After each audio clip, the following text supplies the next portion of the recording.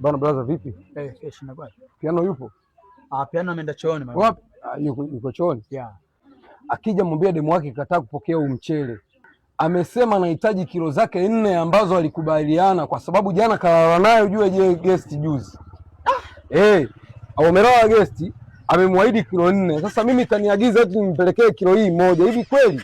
Yaani mwanamke kalala naye guest anampa kilo moja wakati umekubaliana ampe kilo 4. Shika hizi, akija wewe mpe, mwambie Mawezo kaleta mchele wako, kasema anahitaji kilo zake 4 ampelekewe dada. Kwa atanipigia misimu.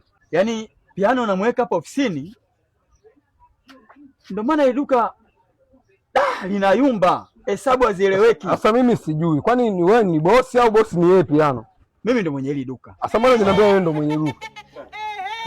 Piano ananiambia ndio mwenye duka hii. Piano ni mfanyakazi wangu. Sasa atanieleza. Puuzi, mimi nimemwachia duka alikuze. Sasa mtajuana wenyewe. Sasa vipi? Yaani wewe mpuuzi. Wateja wajaje? Hakuna cha wateja wajaja. Yaani wewe mpuuzi na kuachia duka unaonga. Sasa mimi namuonga nani tena kaka? Si una rafiki yako kutoka hapa kaleta na mchele thibitisho umeonga mwanamke akakwambia sijui umpe kilo 4 yule kule anaondoka yule. Na nakwambiaje? Huku kazi tena hakuna, uende ukaishi huko. Mpuuzi wewe. Hapa hakuna kazi tena. Duka langu na lifilisi.